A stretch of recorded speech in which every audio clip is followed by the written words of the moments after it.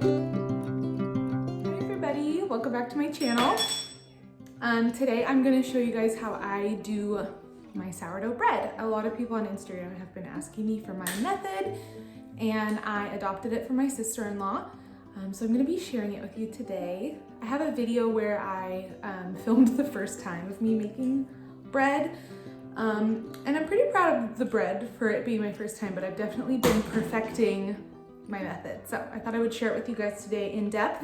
I am going to try to talk you through everything, but you're going to have to bear with me with noises from my kids because I am a mom and I'm just making bread today and wanted to film it. So this wasn't really a planned video, so I'm kind of just flying, whatever that saying is, flying with the seeds in my pants.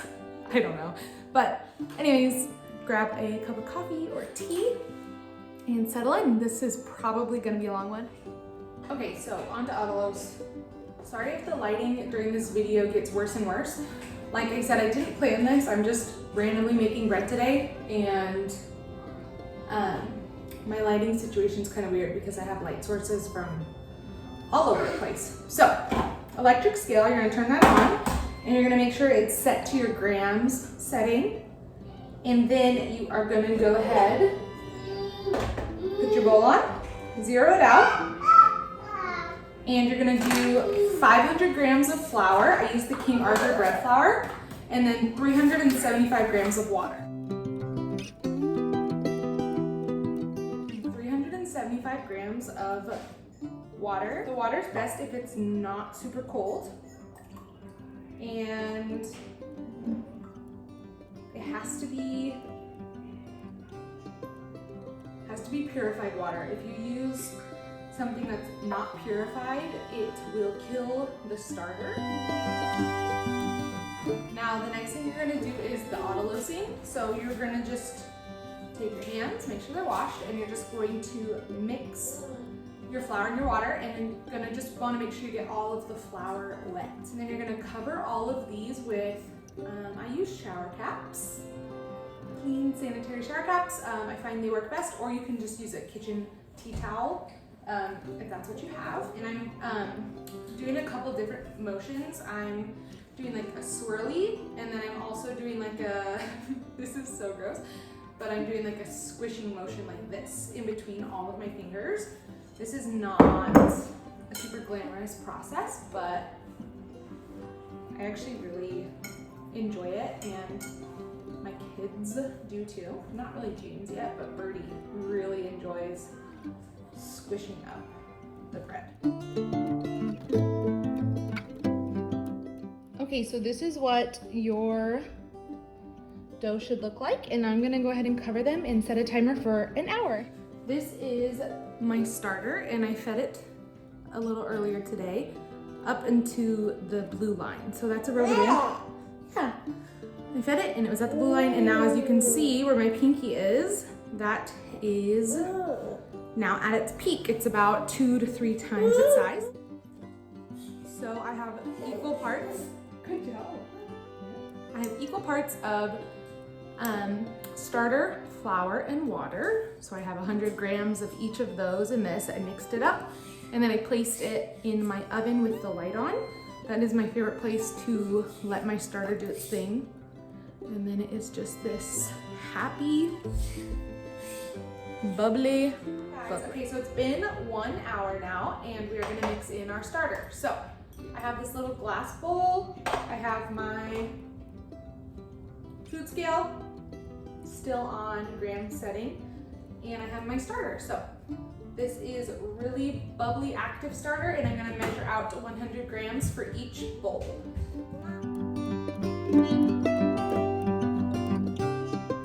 Okay, so this is the starter on top, and I'm gonna spread it around like this, kind of like I'm frosting a cake.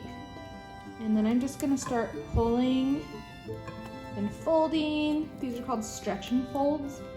And I'm just gonna kind of do that kind of sloppily and make sure that any of this stuff that's like around the bowl gets mixed in at this point. And just keep going around and around till that's all mixed. And once you get that all mixed in, you're gonna cover the bowl again with your shower caps. And you're gonna let that sit for 20 minutes.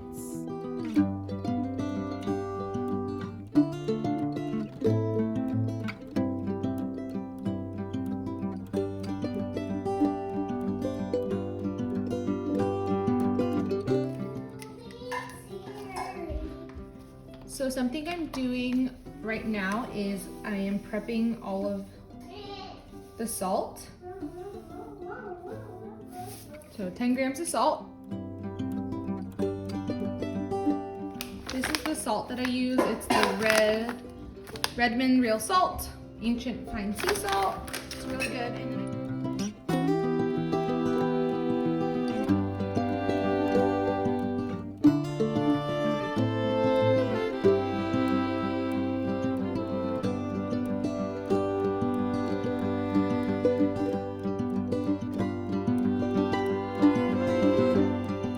So it's been 20 minutes, so I'm going to go ahead and mix in the salt now. Take your fingers and just go like this. Let me try to get closer for you guys.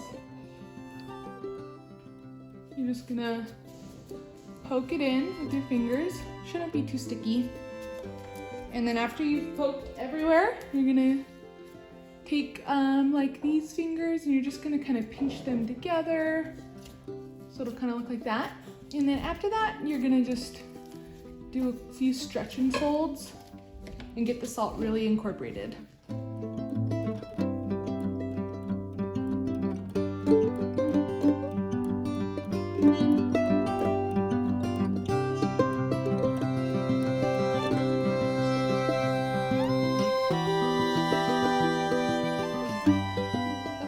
So it's been 20 minutes since we mixed our salt in, so we are gonna start our first of the folds. Don't forget to make your list. So we're gonna do our first 15-minute fold right now. I get a cup of purified water and I go ahead and I get my thumbs, pointers, and middle fingers wet like this. And I'm gonna do my first coil fold. So, also I apologize for the lighting. You're going to grab about 2/3 up and you're gonna lift and you're gonna grab it and you're gonna lift it under. And you're gonna do the same for this side. So I've done the top and the bottom. And then I'm gonna flip it and do the sides. This gets easier as the dough gets handled more and more each folding. Fold. Now I'm going to cover it again with a shower cap and cross off the first 15 minutes and we're gonna wait for the next. All right, now we are gonna go in for fold number 2.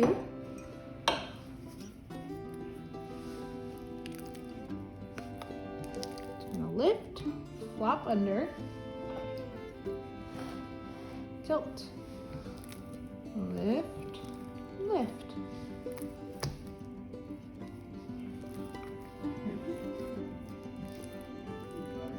Lift, flop, lift, flop, lift, flop.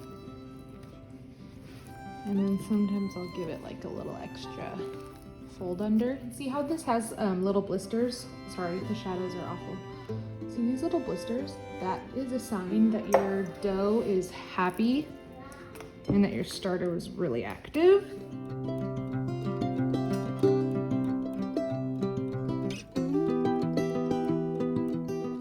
We're gonna take our list, cross off that first 15 minutes, and we're gonna do it all over again.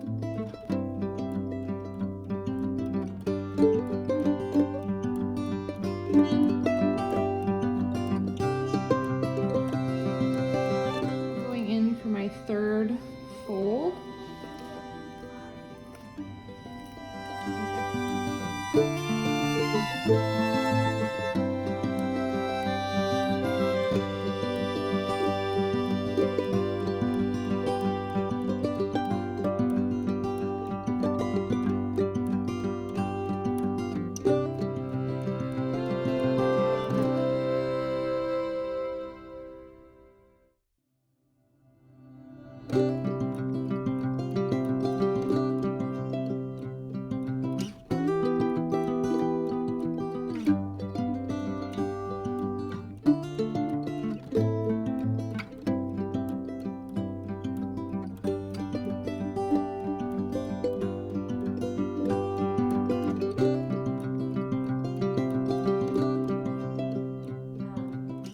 props to you if you've made it this far in the video. I think it's a long one. It has now been an hour and a half since we did our last folding. So all 3 of my loaves have risen quite well. And I'm gonna show you guys how I shape them. Sometimes I'll shape them and then do a bench rest where I just let them sit and then I'll shape them again before putting them in the fridge, but I am very sleepy. So I'm going to shape them and put them in the Banneton baskets. I'm gonna do 2, I think they're called bowls when they're like B-O-U-L-E-S, when they're the circular ones, and then I'm gonna do 1 Baytard, which is an oval loaf. So I'm gonna show you the process of shaping and give you some tips. The lighting, once again, is not our friend, but this is kind of a process that's, as you can tell, it's like an all day, into the night, and into the next day process. So there's not really a way to make it amazing lighting, especially for like an amateur YouTuber like me. I have no professional lighting, so I'm not a professional. Okay, let's do a little disclaimer. I'm not a professional baker. I'm an amateur home maker and bread maker, and this is just how I've learned how to do it. I'm not good at shaping. It's probably the area that I would say I need the most work on. So I'm gonna go ahead and get a little drink and then get shaping and talking to you guys and have some grace on me. And if you are someone who knows how to do this really well and you're watching and you notice me making any mistakes, please kindly leave a comment below and let me know. I have found that using a marble pastry slab is incredible for all things bread. So I'm going to be using my marble slab. I have a bench scraper, some all-purpose flour. I'm gonna go ahead and put down some all-purpose flour. You don't want to use too much flour in the shaping process. Okay, so I totally just shaped this for you guys and I don't think it recorded. So round 2 in a little bit of a different view. I'm going to take my super pretty blistery dough and I'm going to get a little bit of flour, all-purpose flour on my fingers, and kind of get it off of the edges, and I'm going to put it down on the workbench, not off the side.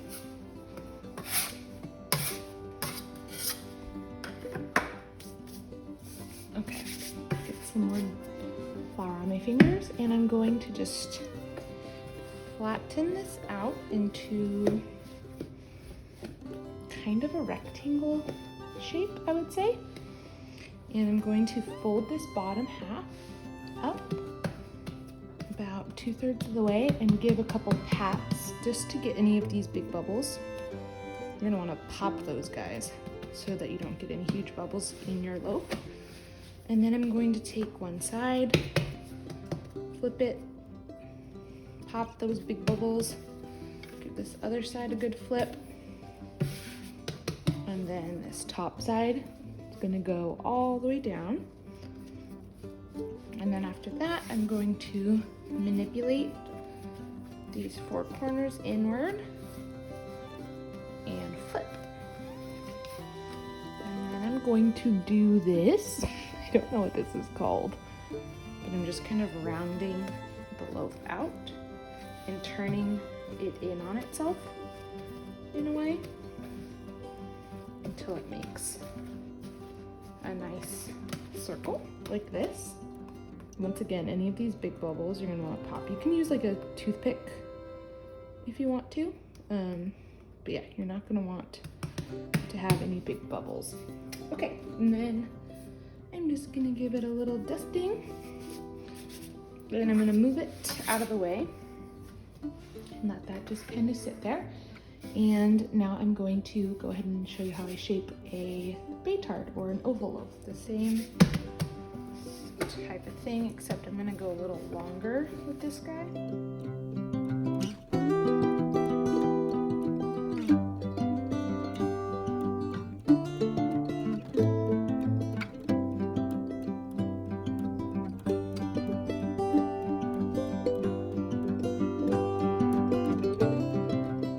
instead of going on each side, flipping these in, I'm going to actually go ahead and flip this first.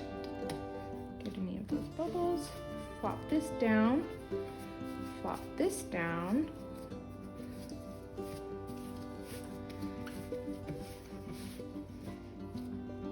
And then I'm going to fold it in half again.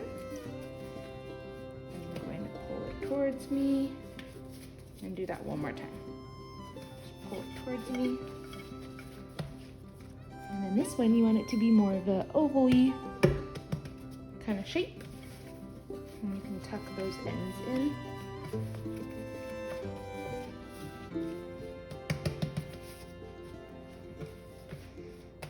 And then when I put it in the banneton, you'll see what I do to make it even more of an oval shape. So at this point, you can now let these bench rest for a good half hour. But like I said, I'm so tired and I really need to go to bed. So I'm not gonna be doing that. Also, it's really impossible to not just like touch the dough all the time.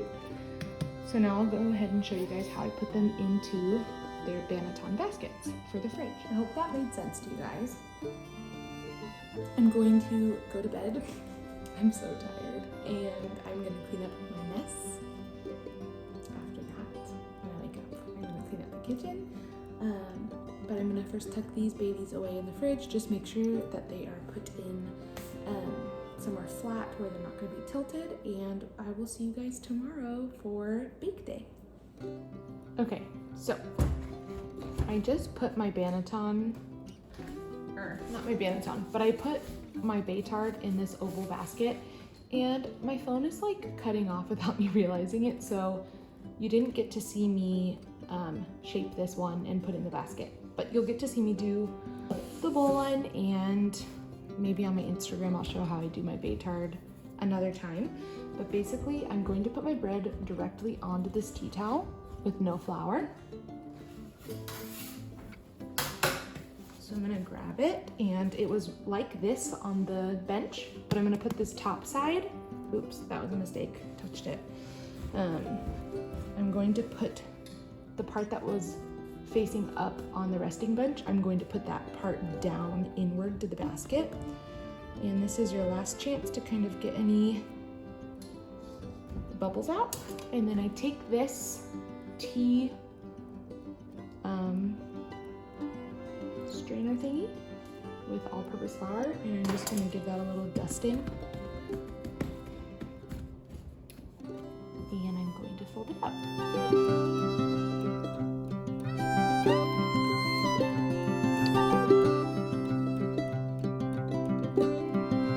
That's how this is gonna go into the fridge all night long.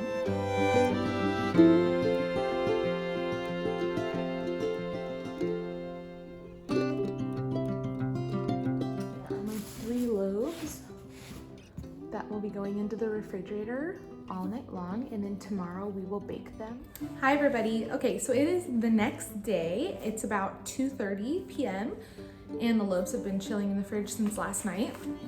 I always have food on me because I have 2 children, so I have preheated my oven to 500 degrees, and I put my baking pan that I use into the oven so it can get hot as well. So now I'm going to grab my loaf, and I'm going to show you how I prep it and score it. And then it's going to go into the oven. It's going to go in the oven for 20 minutes at 500. And then after that 20 minutes, I'm going to take the lid off, turn the stove down to 450, and bake it for 20 more minutes. And then it's all done.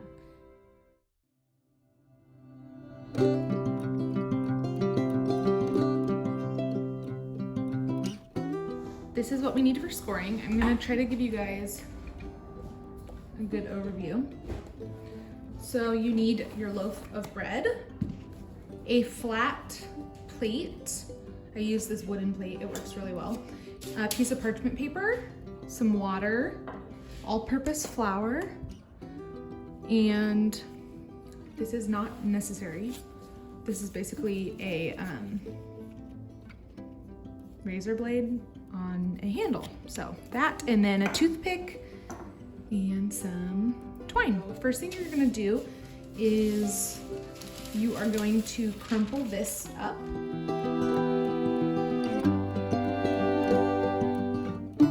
Crumpling the parchment paper just makes it more malleable. Okay, so now we are going to uncover our bread like this.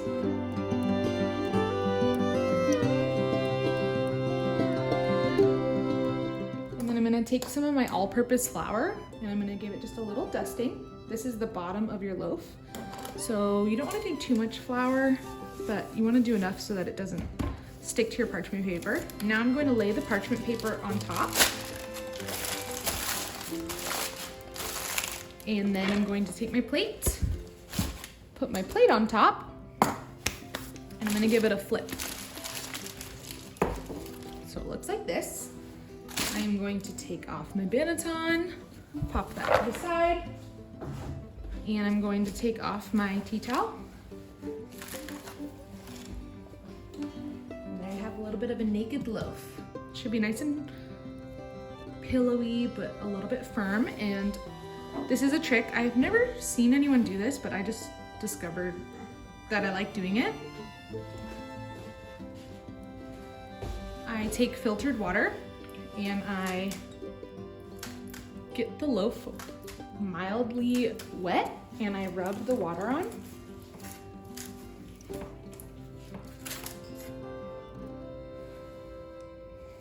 And then I go in with my flour and I give it a pretty good amount of flour. And then I'm going to rub that flour in.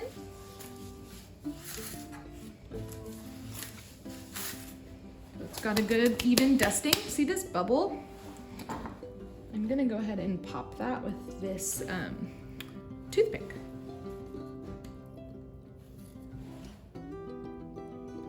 Let's get that air out. Okay. And now I'm going to decide how I want to score. You always want to make sure you have at least one deep control score. So for this loaf, I'm going to do my control score down the center, but first I'm going to do my detailed scoring. You want to not go too deep on these detail scores, but you don't want to go too shallow either. So I'm going to bring you guys in pretty closely and I'm going to get started. I am going to just score one side, and then this first one is the top. And I'm gonna go like this. So a lot of people confuse this and think you need to put a line down the middle of your leaf, but actually that ruins the design when it expands in the oven. So you actually don't want to do that. You want to keep it open in the middle. Just going down the sides. I always just make this up as I go. You want to make sure you have a really, really sharp razor blade. So every loaf I turn the corners on this. So that's one side. And then I think down this side I'm just gonna do one long one.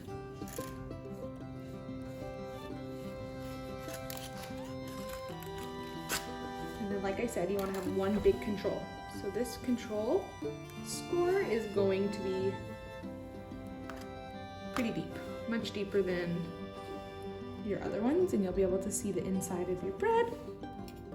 And then it's ready to go into the oven. So you're gonna put this into the oven at 500 degrees in your hot pan, cover it and cook it for 20 minutes.